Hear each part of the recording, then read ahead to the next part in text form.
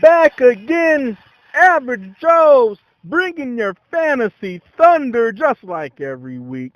I'm your host, Oli, along with my main man on the mic here, Dave Allen. What's going on, Dave?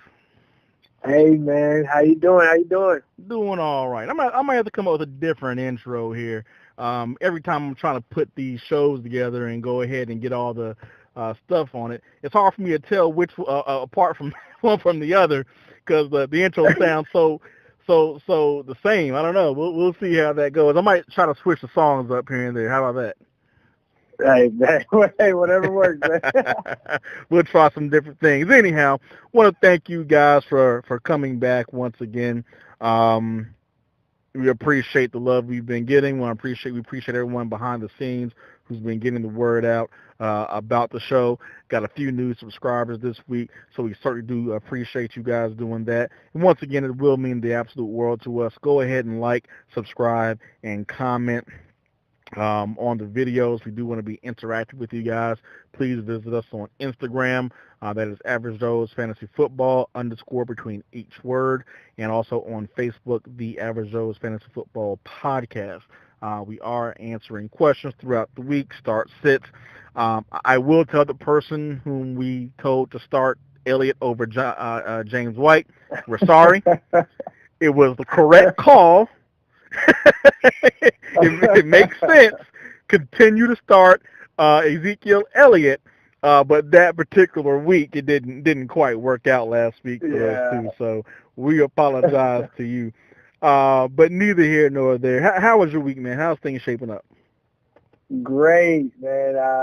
Finally had a good week. Other than I always feel like whenever I say I have a good week, I have to kind of preface it because the 2 weeks we're in together, like I said last time, my team's done very good. Yeah. So in those leagues, I'm still doing not so well, but my other teams are doing great. One of my home league, I'm actually 3-3, and I made some big changes this week, and looks like I'm gonna be the highest scorer. So looking really good there for the future. And Kareem Hunt came through crazy for me, so that was awesome. So yeah, looking good, man.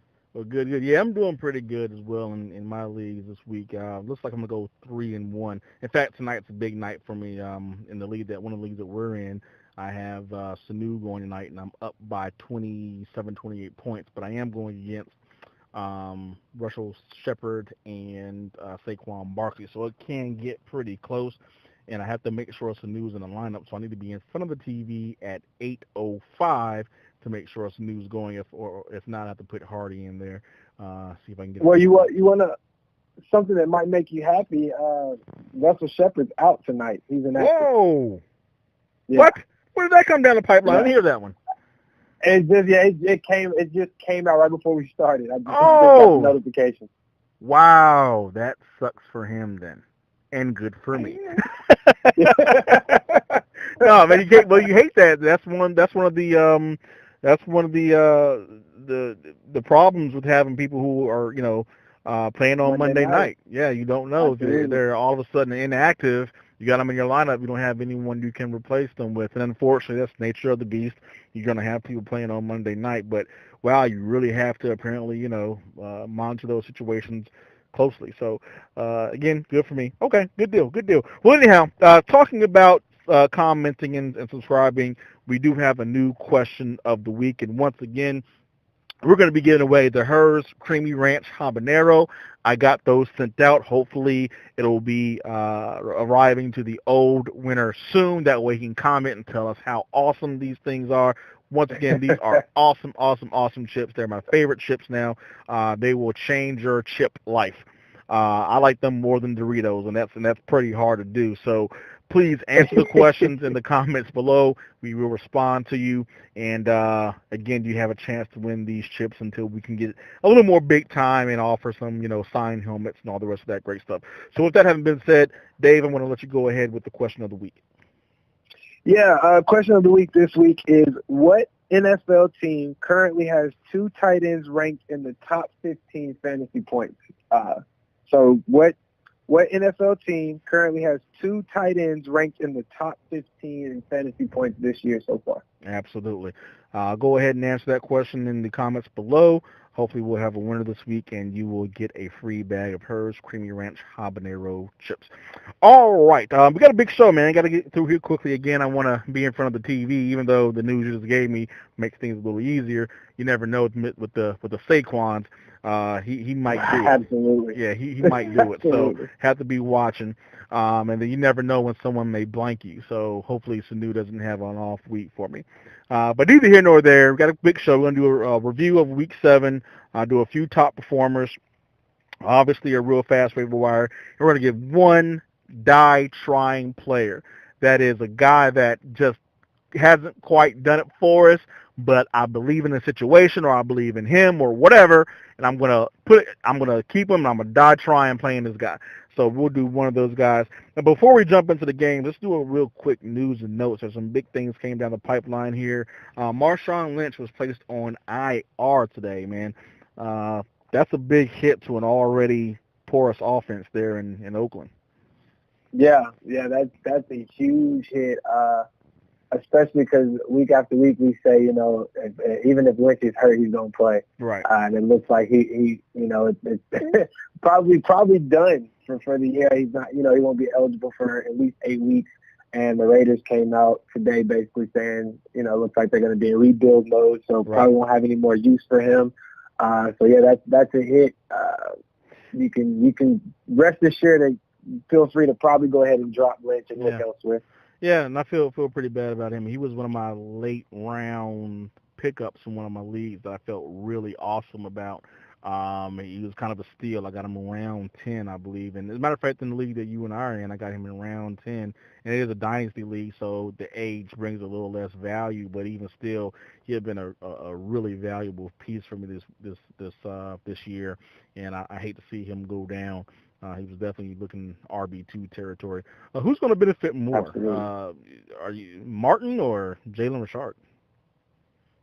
Oh, I would go with Jalen Richard in PPR automatically. It's a little closer for me in different formats. As far as benefiting, it's super tough to call now, especially with them coming out and saying they're in rebuild mode. Right. Like, I don't know if I even want anybody on the offense anymore with the Raiders. But probably Richard. Yeah. I think Doug Martin obviously is going to get an uptick. I mean, he has to. I think they brought him in to, for a reason like this. But as far as passing situations, 2 minutes, stuff like that, Richard is definitely going to be on the field. Yeah. I think the same thing. I'm a little sketchy and scared here. In fact, in the league that I have him in, I try to do my best because I didn't know how Lynch was going to respond for the season. I didn't know if he was going to be fully in, if he was going to quit after game 1, because, we quit one time before. So I went ahead and got his handcuff, which I thought was Doug Martin. And yeah, Martin's going to receive probably a pretty big uptick, but I didn't see Jalen Richard coming. And because we've seen him before, and we weren't really too impressed with Jalen Richard, so I didn't pick him up. And now I'm scared that if I play Martin, possibly Richard is the more productive back. I guess we'll see there. But sticking with the same team, big news today is Amari Cooper was traded to the Dallas Cowboys. I don't even know what to say about what's going to happen in Oakland. I guess that's going to help out Jordy, maybe. It's going to help out Martavius Bryant. I mean, they're not going to care about having offense this year? Like, what's going to happen for the offense in Oakland, man? That's why that whole situation is just, it's getting more and more tough. And it makes me, I have Derek Carr in a 2 QB league. Yeah. And it makes it tough for me to even, Cooper, his numbers weren't necessarily there, but just him on the field. Right. At least taking the number one, the number one defensive back. Right. Absolutely. So like now it's that situation is just, it's rough. Scary. I don't know if anybody benefits. I have no idea. Yeah, that's a scary one to call. We'll see how it goes. All right. Also, Le'Veon Bell is not going to report this week. Looks like he's going to hold out another week at least. I hate to say I've seen this coming, but I think it's coming. Once again, I'll probably end up eating his words, but I don't see him putting himself in a position to be hurt this year. I mean, we know he has to come back, but what is he going to do when he comes back? How committed and all in is he going to be? So he is not reporting this week per reports. All right, man. Let's go ahead and jump in. Really quick. Go ahead. Mm-hmm. Yeah, I just wanted to ask you, since we were talking about the Amari Cooper situation, we touched on the Raiders. I just wanted to really quick touch on him and his value going to Dallas. Are you more interested in maybe acquiring him now as maybe a buy? I wouldn't say buy high, but maybe, giving up a little more to get him, or no? No. If you were going to a better offense, possibly. Yeah. But no, I don't. I'm not all that excited about him going to the Dallas offense at all. I mean, on paper, if you look at the names, had you started off the beginning of the year, you said Amari Cooper's going to be with Dallas, you would have been very excited. And obviously, look, Amari Cooper's going to have some games. He just will. I mean, you can't keep a talented receiver down all year, but he also has his flaws, and I think those flaws have been prevalent here throughout the season and last season. I don't know. I mean, it's going to be kind of a wait and see thing with what happens there in Dallas.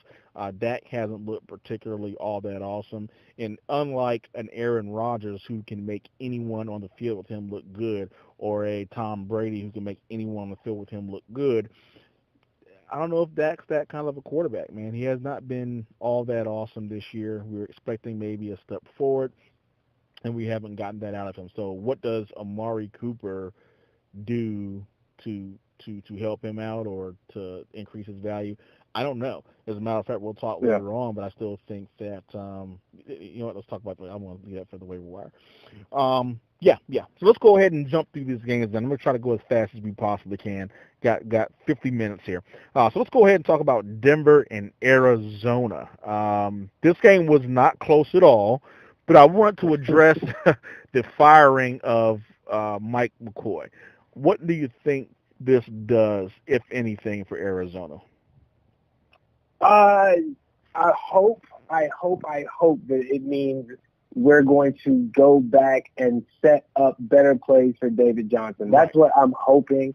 The firing of Mike McCoy, it does say, obviously that they're realizing that they're realizing the issue. It's not that he was pretty bad.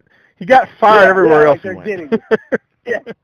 So that's encouraging.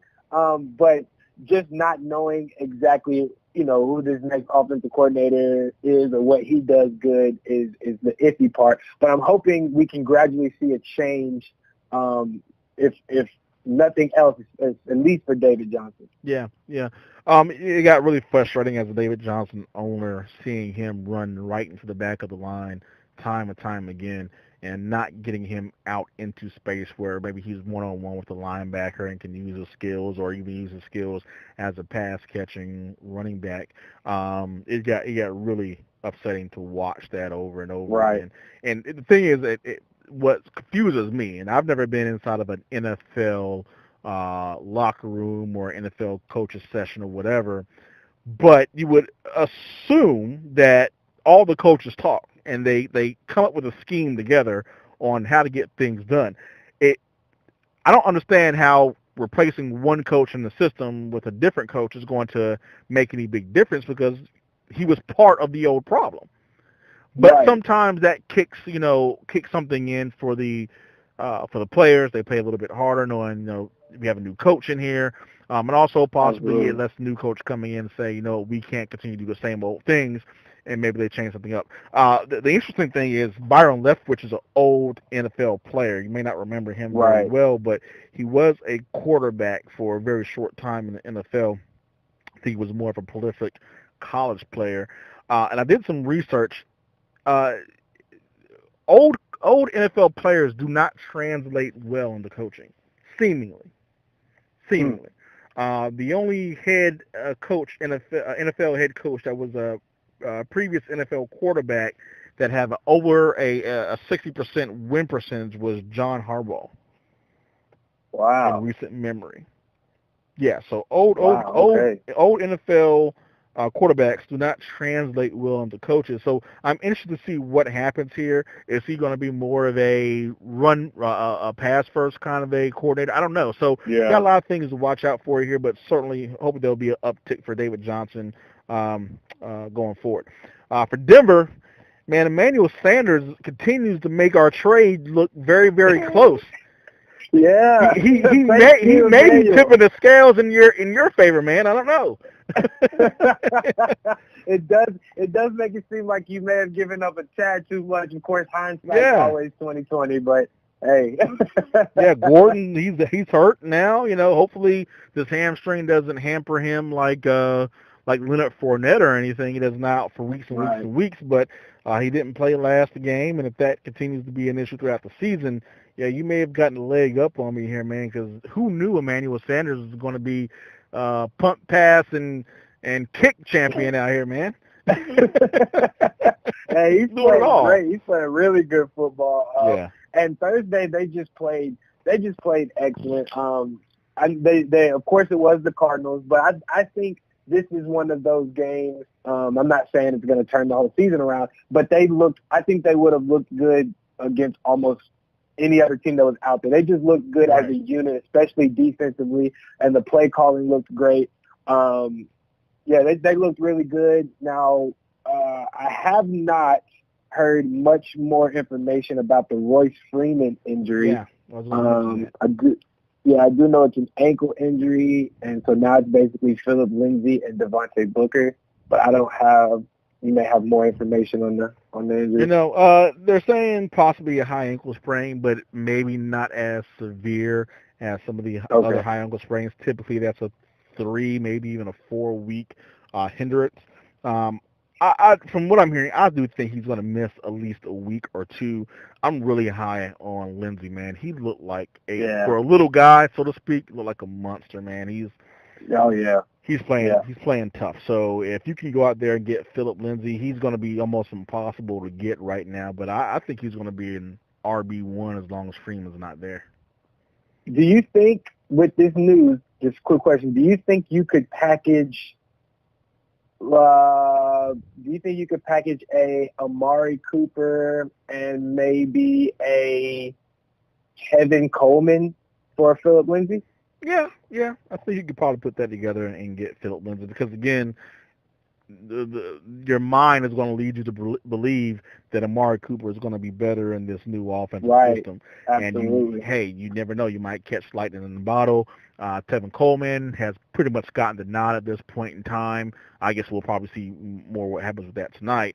But assuming he's still the lead dog there in Atlanta, he's still a lead back. He's still an RB2. Plus you get possible breakout second half of the season from Amari in Dallas.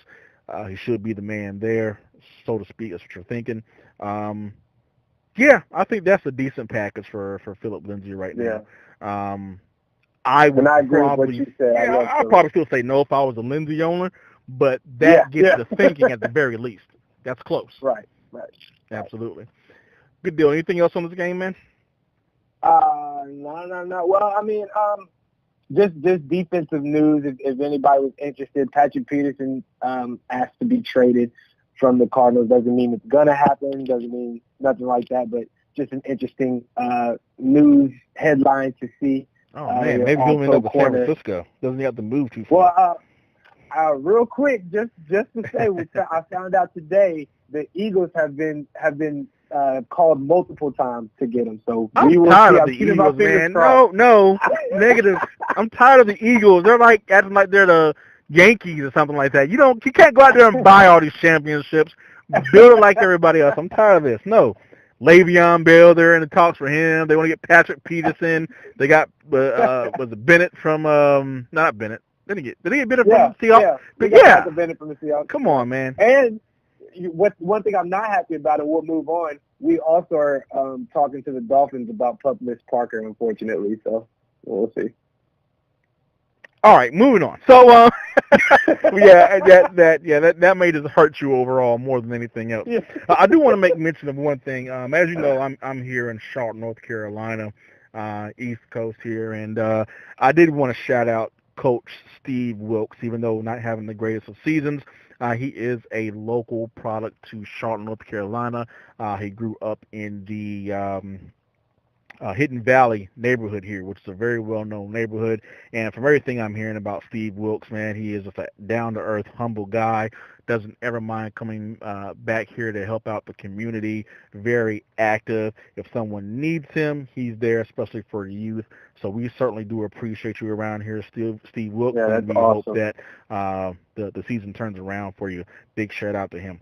All right, let's go ahead and talk about the New England and Chicago game.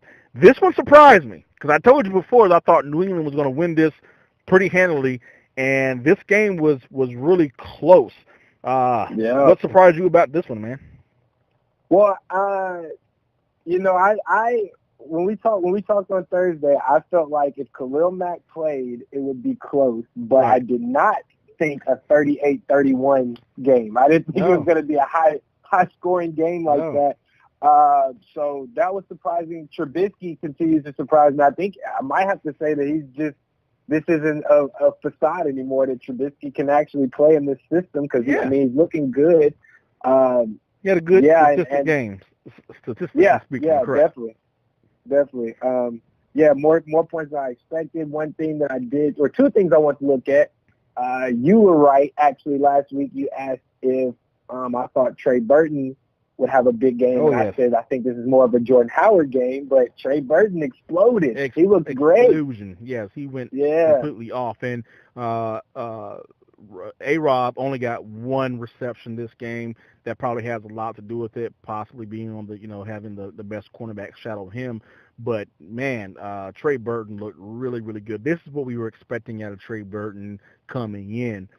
Being in that system with the coach who just came from Kansas City, we really expected him to be able to just shoot up and show all of his talent off. They brought him in for the specific reason, and now we're seeing that that he has the ability to do that. So hopefully that will continue for him. Jordan Howard got to the end zone, so he kind of salvaged his week a little bit there, but it just continues to look, this is going to be the Tariq Cohen show.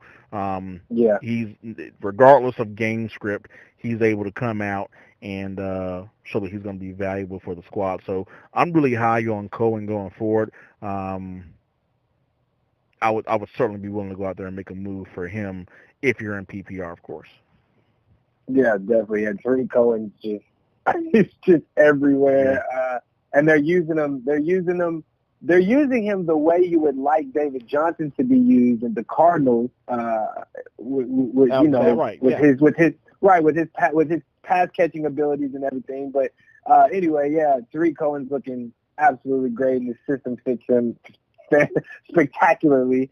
And just some news on the Sony Michel injury. They're saying they got the MRI back, and they're saying it's not anything too serious, but they do think he could miss some time, but it won't be a lot. Right. Yeah. But even still, you got to be really high on James White going forward. A lot like Philip Lindsay. But we've seen James White do it year in and year out, and you got to be high on him just moving forward. Without Sony Michel being there, he could become a workhorse. I know they have Barner they brought off of a practice squad off the street or whatever, but this should be. How do you feel about that? How do you feel about Barner moving forward? Because he ended up splitting with James White as far as carries. It feels like that New England's one of those teams that's just not going to have a complete workhorse back. But if I couldn't imagine James White getting anything less than at least 10 carries, which is an uptick from the 2 or 3 that he normally gets, plus then the passing down work. So he should get a significant boost, and he's shown that he can work between the tackles. Right. No, absolutely. Yeah. I'm on James White too. I was more asking, like, if you're in that boat with, if you had Marshawn Lynch, do you take a look at maybe acquiring Kenyon Barner while Sony is out, knowing that he will see some time and maybe take over that Sony role? Or if he's on waivers, I mean, I'd be willing to go out there and get him and take a shot at him. I would be willing to, maybe spend 20% of my fab, maybe 15% of fab to go out there and take a shot on them. I feel though that they're going to adjust a little bit here and go maybe more towards the air. Okay, yeah. You've seen Kevin Hogan have a decent day. Edelman had a decent day. Gordon is getting more and more acclimated to the offense. And as a matter of fact, it may have been a good thing this week that Gronk was out. Now they really got a chance to see what Gordon can do for him. And even though he didn't have a whole lot of receptions, he had 100 yards receiving for him. So you bring Gronk back in a couple. And I do want to mention Gronk has always had these back problems. So this is, if you're a Gronk owner and you haven't been familiar with this, he has had back problems that has him miss a game or two throughout the season. It's kind of almost like a Fournette situation. Just know there's going to be a couple of games a year that he's going to miss, but they do expect him back, if not this upcoming game, the game after. But at a certain point, they're going to start having so many weapons, it's hard to control them. And, I really like this offense going forward. I like Gordon going forward, and I also like James White. Hogan, he's still off my radar. Even though he had a respectable game, I wouldn't run out there and get him. Absolutely. No, yeah, definitely right there with you. Love the offense moving forward. Think you're still going to get your quality fantasy points with, a couple, this guy or this guy breaking out each week. Definitely your James White's going to be fantastic. So, yeah, I'm all aboard with that. Yeah, and I think he's going to be the most consistent out of all of them, as a matter of fact. I mean, my thought coming into the season that Edelman was going to be the number one receiver, was going to be the number one target. He was going to have these ridiculous numbers. He's had good numbers. But they haven't been wide receiver one numbers as of yet, but we've seen just about week in and week out, even with Sony, without Sony, with Burkhead, without Burkhead, James White just seems to be the guy in the backfield here. And I think the Cardinals, going back to those guys, can really take a page and some notes from a team like New England. If you're not going to be able to run the ball through the middle, get your backs out there. Get them out in space. Absolutely. Pass the ball to them a little bit. Even if you're targeting them a lot, it's fine. They do it. You know what I mean? San Diego, they do it. These high-end quarterbacks use their backs. Ask the Saints. Drew Brees. Ask Drew Brees. Kamara. Yeah. They do it.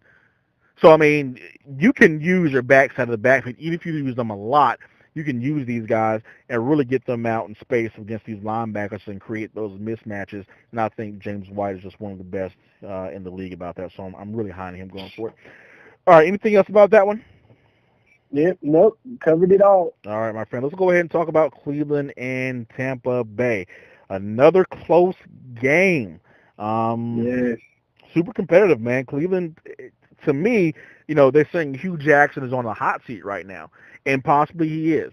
They may have given him one more year where they want to see some wins, but they've had like 3 or 4 overtime games. I mean, even if you're not winning, you got to feel really good about your team being in it to the point where they're taking these pretty good teams to overtime. No, yeah, you have to. With a rookie quarterback being back there, and you've given away your best receiver, arguably your best receiver that you've invested so much time in, trade him. We just talked about him with the Patriots. So you're going through some things. So you're being competitive. That's right. And fans are loving it. And you're not a laughing stock of the NFL anymore. No. Like, teams are taking notice. So you definitely have to be impressed as a fan, as an owner, as a player on the team. It's impressive. It's impressive to see. And obviously they'll come together as the team continues to gel. Now you got 2 rookies back there. You got Chubb just took over for Hyde, and that was a surprise move. Don't get me wrong, Hyde wasn't as efficient as we would have liked, but typically there's some rumblings. Typically, there's some writing on the wall. Hey, they started splitting carries or whatever. It was like Hyde had all the carries, Chubb would get 1 or 2, and all of a sudden, boom, hey, we're trading Hyde. Like that seemed a little bit strange. Typically, you don't see it happen like that. But Chubb came out, had a respectable game, 80 yards and 18 carries and a touchdown. How do you feel about him going forward? I mean, how willing would you be to go out there and acquire him? I acquired him when the news broke. Okay. And the reasons for this particular one is because of what you just said. The fact that Hyde was playing so well, and then they just up and traded him, shows the confidence that the coaches have in him, his teammates have in him, right. and so he's gonna be used. So that tipped the scale for me to go pick him up, and just the belief that the organization has in him is enough for me. Yeah, I was very surprised by this because coming into the season, Hugh Jackson seemed like he was a veteran kind of a guy. Right, I want to play my veterans. I want to play Hyde. So to up and just get rid of him like that, I was definitely confused and surprised by the move. But obviously, Chubb cleared those up for me. And I was one of the people like you were trying to go out there and get him and acquire him once the news broke. But in every league that I'm in, he was already owned on a team. No. One league, I got a chance to bid on him, Fab, and we had a $200 budget for the year. I think I have about 130 left, something like that. So I put a $40 bid on him. $40 bid, and he went for like 78. Oh my goodness! Yeah, God, yeah, they were really wanting him back. Yeah, so they got him. Super high. Yeah. Absolutely. That's your guy. Go get him. You got to go out there and get him. Yeah, you never know, but he definitely came through for him. Definitely, yeah. I'm super excited about Jarvis Landry. Okay. Since we're just really quick to talk about the Browns before we move on. I was excited before this game. I actually just traded.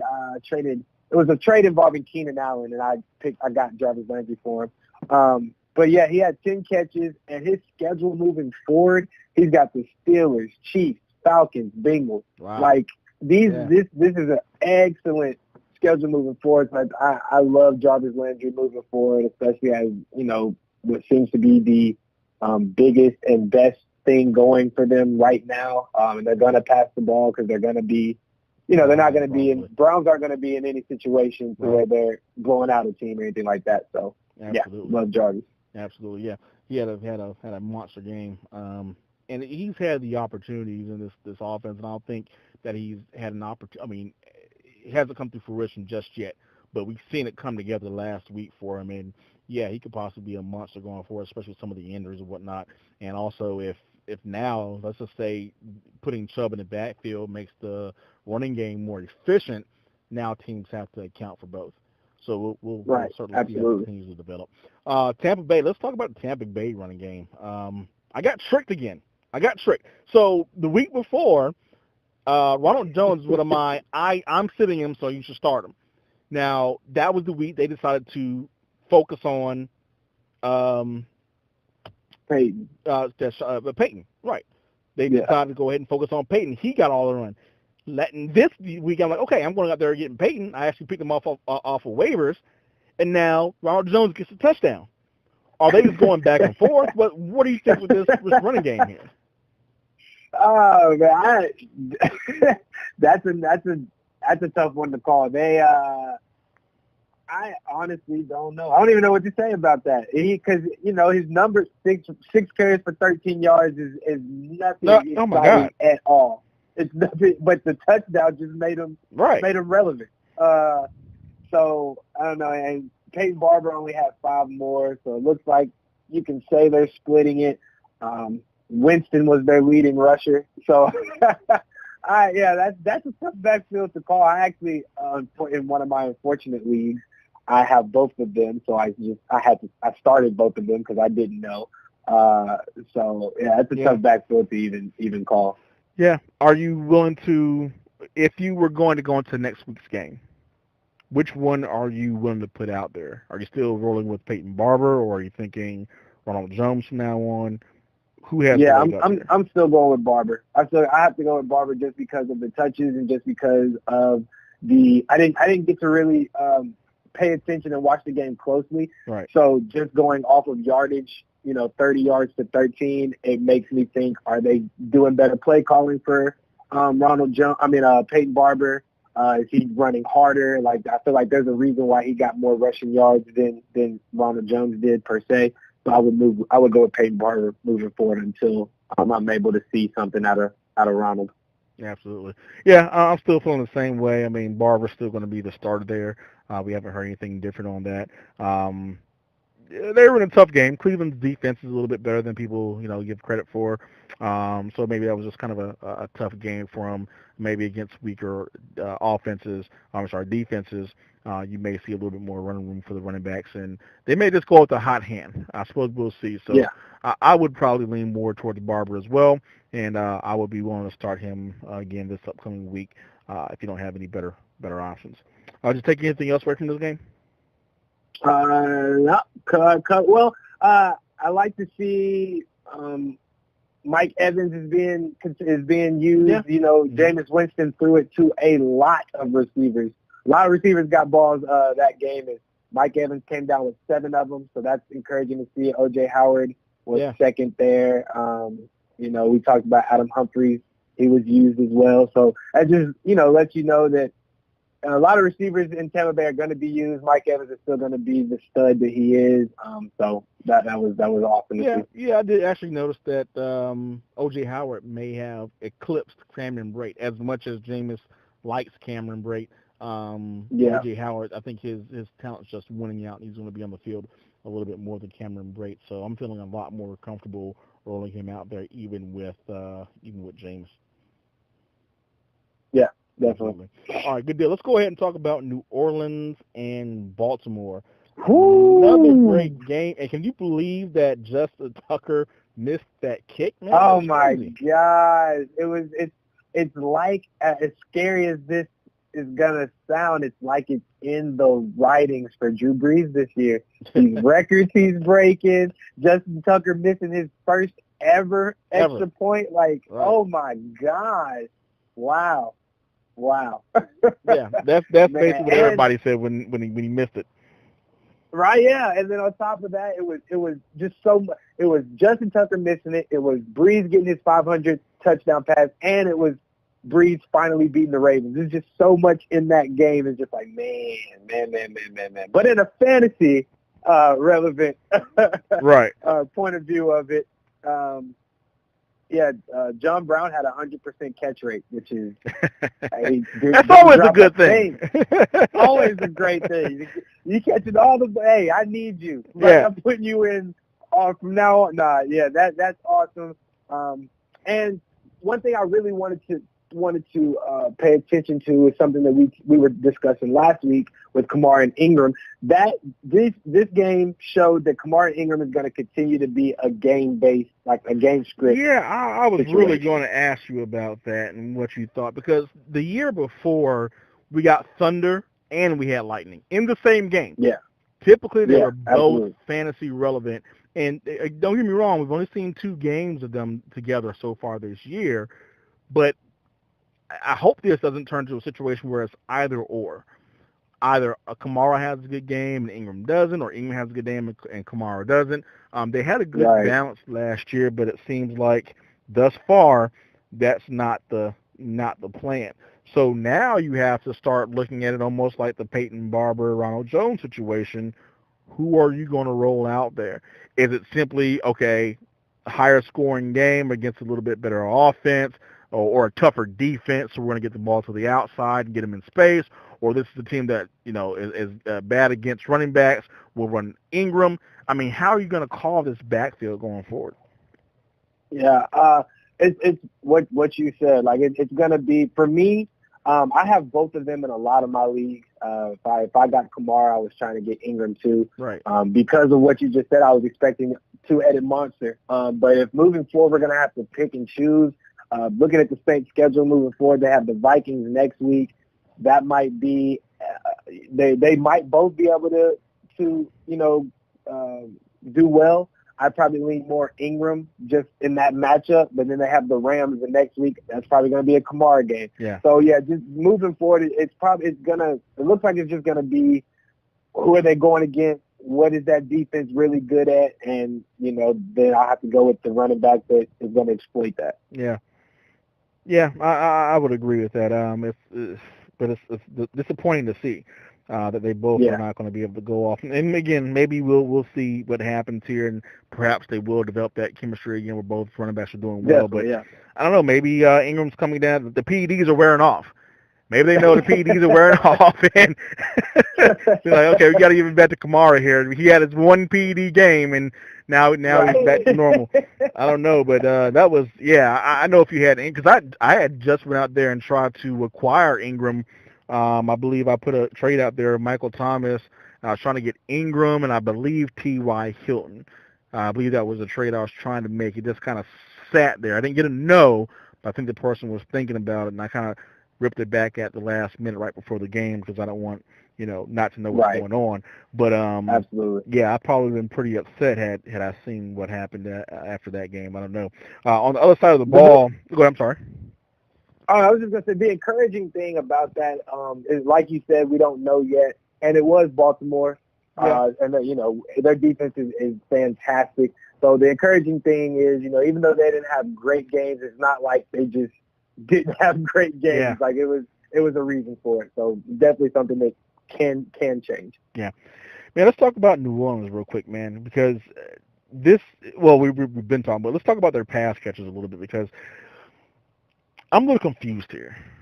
I went out there and picked up Cam Meredith, and the stage is set right for him to have an increased role, him and Traquan Smith, and it just did not happen for them.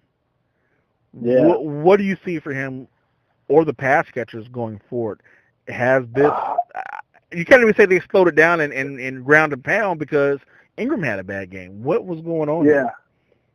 And I don't want to keep saying what was Baltimore's defense because I don't want to keep bailing them out for that.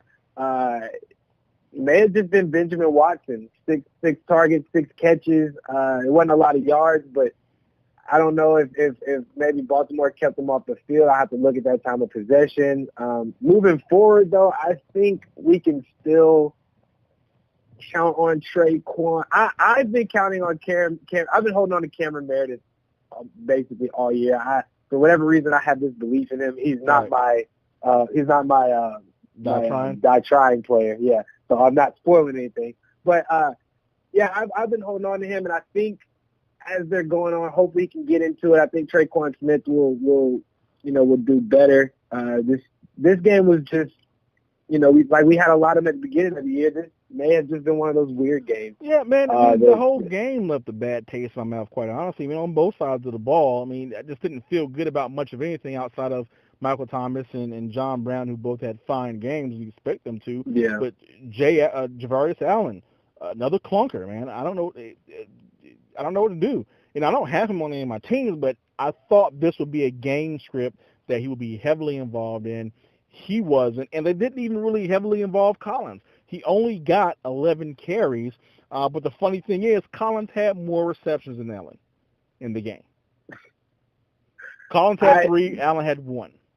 Yeah. I don't. Are you? Well, you sure they didn't both have 3? No, I'm sure.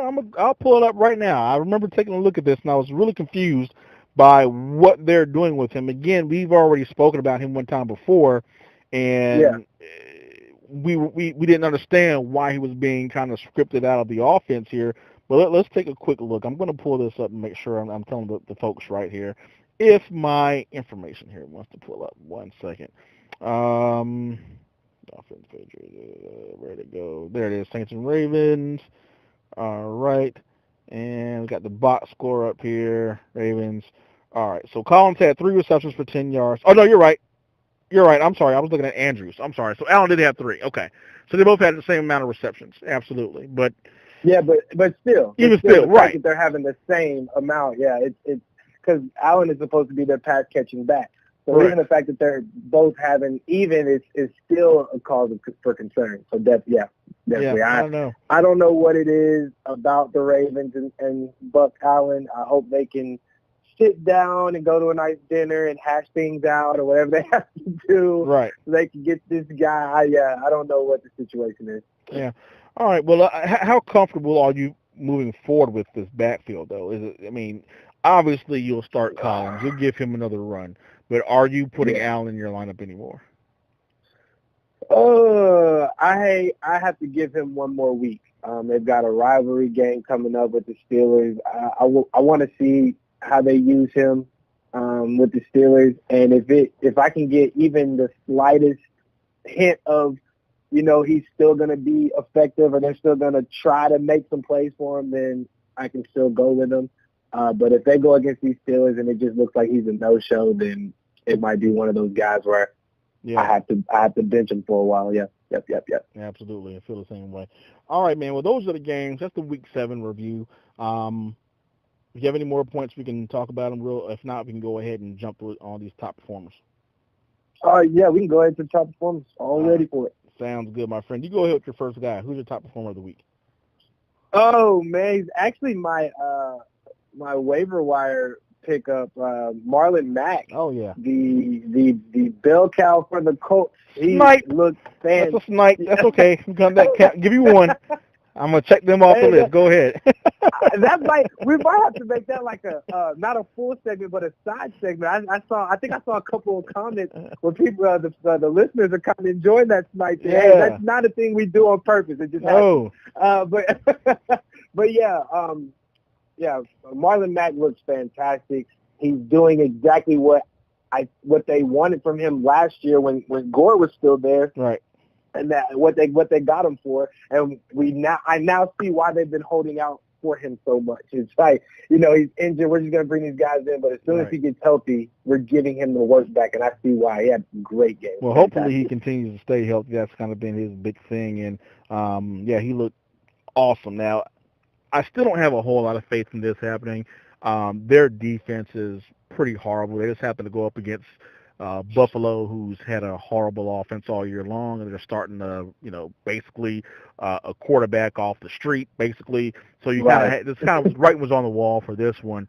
But I think typically they're going to be in pretty tough matchups where, Marlon Mack having this kind of a game may not be all that reasonable. However, let's say he is back, he is healthy, and he is having decent games.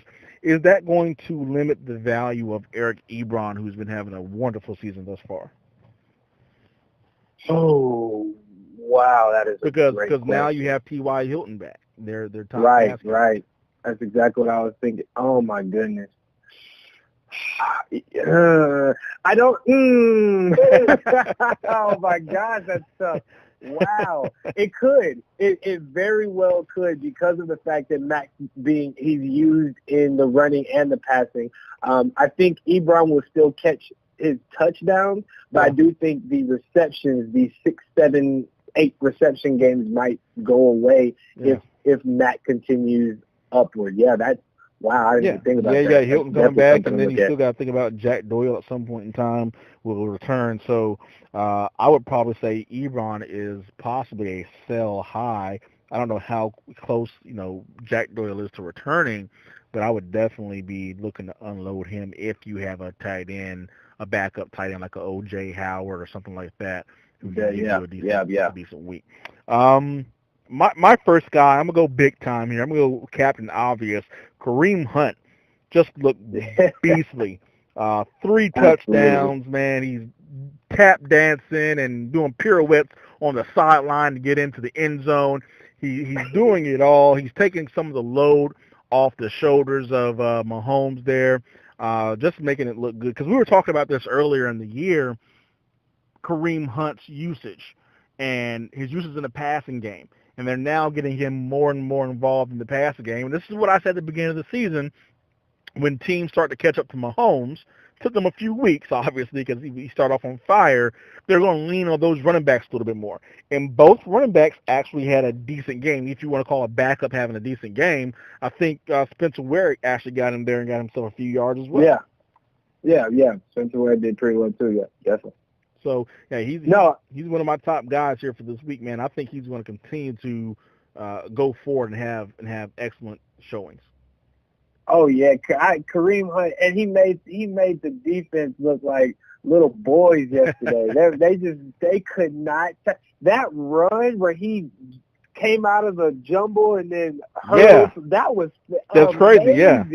Now, it wasn't as good as Saquon Barkley's run from a couple of weeks ago, but that was up there. That looked fantastic, man. Yeah, I love, and I actually was not as high as a lot of people were on Kareem Hunt coming into the year. Yeah. And when the season started, it wasn't because of Mahomes. I just was looking at it as, well, he had a great year last year, and I don't really know anymore. And I am happy to say that I am wrong because he looks great, and I think he'll continue to look great. Absolutely. My second guy is actually Kenyon Drake. There we go. Bring it home for Papa. Yeah. Tell me about Kenyon. Go ahead, man. Kenyon, look, I mean, they're. I'm gonna tell you about the Dolphins. Now he only had 6 carries, so you got to convince me. No, you're right. I'm still not there yet. I'm feeling better, but I'm still not there. Right. The volume was still to Frank Gore, but the play calling looked good for Drake. Granted, his 72 yards did come from his long. I think it was I want to say like 34-yard touchdown or something like that. It was a long touchdown. So a lot of his yards came from that. But he's letting you know that he's not going away at all yet. Right, but that's the thing that's what we're trying to get Gase to see. Kenyon Drake showed last year that he has this kind of ability. If you continue to give him the ball, he's going to break one a game. That's just kind of how he is. And if you only give him 7 or 8 touches, you're not going to get that out of him. You have to continue to feed him the ball. Now they're targeting him a lot more out of the backfield, which is a positive thing. So if you're in a PPR league, I'm rolling Drake, man. Like I said last week, I did hold true to what I said I was going to do. Instead of playing Amendola, which we're going to talk about in a little bit, I played both Gore and Drake. Luckily. Oh, you did it. Yeah, I did it. Didn't get a whole lot out of Gore, but Drake certainly made up for the both of them because we were kind of hoping maybe 12, 13 points from Gore, maybe another 12, 13 points from Drake, and you would end up with, 2 decent flexes. Well, Drake ended up with 20 PPR points and made up for the lack of production from Frank Gore. I don't know if I'm high on him, but I was chatting with the guy the other day who said, you know what, you should have dropped Drake a long time ago. I said, don't get me wrong, he had 2 stinkers that you just had to hold your nose on and kind of put him on your bench for a week or two, but he has not been droppable. He's had a 24-point PPR week, he's had a 17-point PPR week, and he's had a 20-point PPR week out of 7 weeks, and 1 9-pointer, something like that. So absolutely, he's definitely coming back into that RB2 conversation, which is where you drafted him. I'm really excited to see what happens going forward here. Yeah, definitely. Yeah, he was never drop worthy, and he's showing that he's definitely still can be a liable starter. Definitely. Absolutely. Good deal. Well, since you sniped me, I only have one more left. So I appreciate it. You're making this statement pretty quick. But I got to give it up. This is one of those ones kind of like for you and Kenyon Drake and people who are staying away from him or whatever. Adrian Peterson, man, has just been completely surprising the heck out of me. I thought he was gonna be dead by week 3. And he continues to give you week after week of, it's not a whole lot of touchdowns, but he's giving you that 13, 14, 15-point floor, getting that close to 100 yards a game. Man, he's looking really good. I don't know. I mean, I feel like I should have went after him. He should have been one of my late round targets, and I didn't. I feel bad about it. He's playing with a chip on his shoulder. Now it's an old geriatric trip, but it's a chip. He has it, and it's showing on the field, man. It's showing on the field. Yeah, he's super safe player to roll out there. Guaranteed volume. Yeah, guaranteed. Double-digit points at the least. Like it's great. That's a great player to have on your bench. I'm the same way with you. I have a friend in my league who loves Adrian Peterson, just loves him. Yeah. And he when he drafted him this year, I was just like, man, you serious? Like crazy, right? that's gotta be like a fan draft. Like, come on, right? Man. I feel the same way. I should have done it. He looks fantastic. Yeah, I don't know if this is going to be favorable matchups because certainly with the way that Washington plays, possibly he can get phased out of the game. But they have the Giants, which is probably going to be more of a slug him out game, so he should be relevant there. Giants do have a decent defense, but he's shown that he can do it against whoever. They have the Falcons and they have the Bucks. Now, against the Falcons and the Bucks, obviously those guys can put up points, but anytime you have to keep up, Capri Bibbs has shown that he's going to be a good pass catching back. Yeah. But anytime you have to keep up, that has to be good for the people on the offense. So I feel good about him going forward, man. And he's definitely one of the top performers and someone you should continue to put in your lineup if you are thinking about benching him. Not benching him, but putting someone else in. I just like him going forward, man. Absolutely, yeah, me too. My last guy is my man that I'm finally happy Matt Patricia is using them. Kerryon Johnson with the Lions. I was so happy to see that they gave him the bulk of the carries. Blunt did snipe him for a touchdown, but still, it's so great to see. 19 carries, 158 yards. I think he had 2 catches. Great game, top performer, and just exciting for me as a fan, as an owner, to see that. Yeah, that's 200-yard games this season, so they got to make this guy the man. I don't know. Sometimes you can have a guy that is just better coming off the bench into the game, kind of like a sixth man. That's where they're comfortable. That's their role. But when he breaks out like that, you got to give him the keys to the bus, man. Let this guy roll, Patricia. Let him roll. Yeah, absolutely. Yeah, All right, let's go ahead and move on to the die trying. You're one guy. You're one situation. I'm gonna die on this hill. I don't care. I'm gonna keep on coming back to it. One person. Actually, I have 2. I'm gonna mention one real quickly, and I have one that's hurting me a little bit here. But I'm gonna die trying. I'll start it off as a matter of fact. Jacksonville Jaguars defense. I made moves to pick them up in our league. I picked them, I think, in the 9th or 10th round. I had to trade up to get them because I didn't want someone else. I felt the most comfortable with them as a defense, and they have been letting me down these last several weeks. They have not been the defense that we've been hoping for, and some of that could possibly come from the offense being as stagnant as they are without Leonard Fournette, who they need back so desperately. But even still, you would think a solid defense will be able to still put up some sacks, still give you an interception or 2 here and there. They gave me -1 point last week and 2 points this week.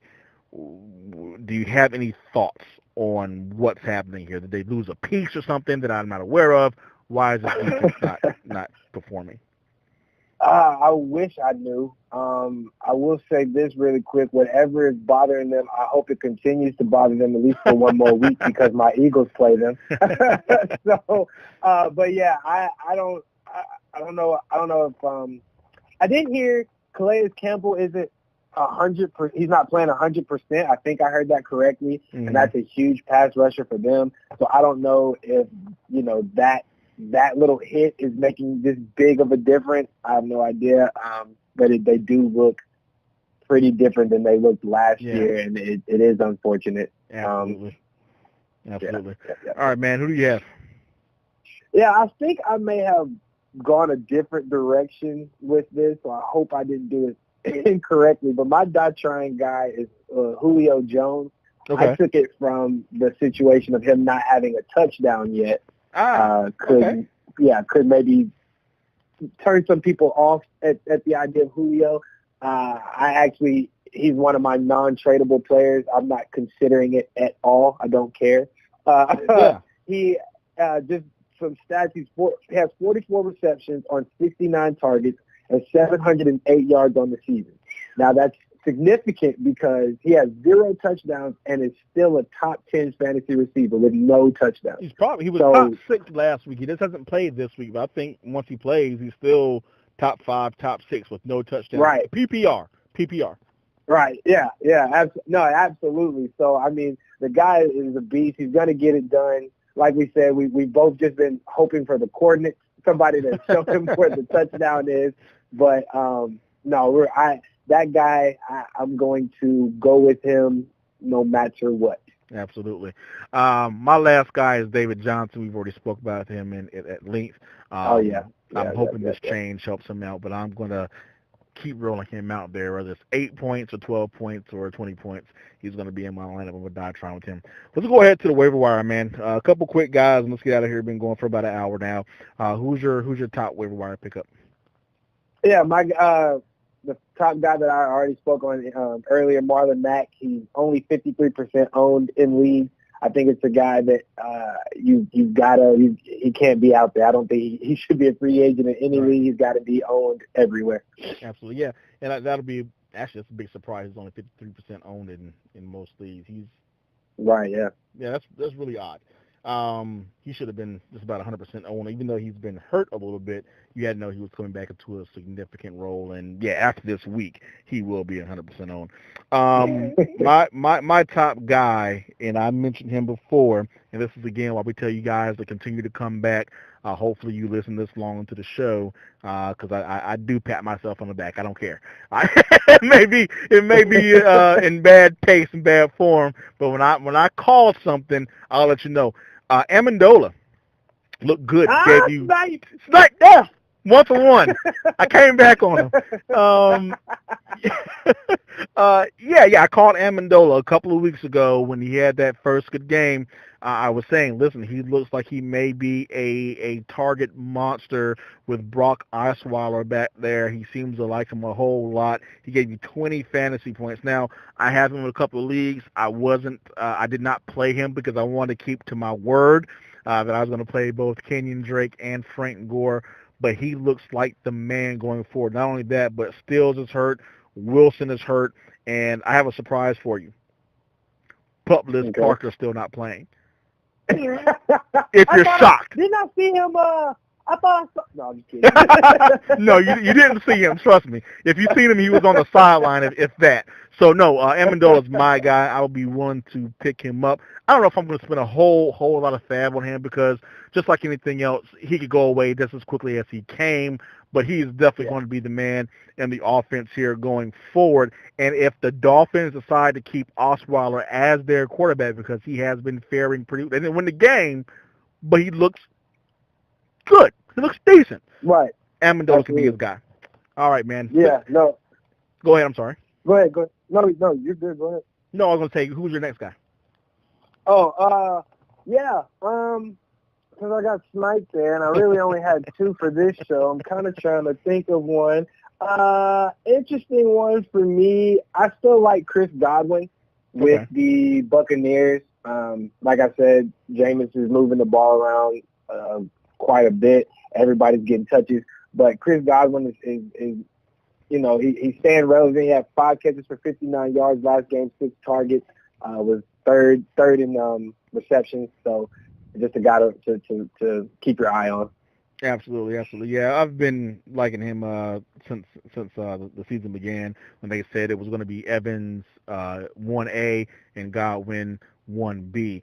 So when you hear that kind of thing, you got to know that he's going to just have an excellent season, and he's been doing just that.